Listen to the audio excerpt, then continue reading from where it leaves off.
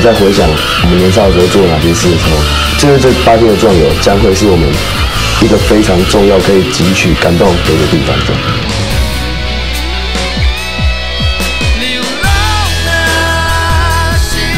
参加完这一趟之后，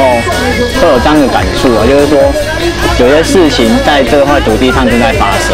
一旦你去参与了，然后去做些改变，你会觉得有一种很开心的感觉。他们表现出来的情绪，他们说出来的事情，我相信台湾其实应该不会真的只是变成一个很冰冷的世界。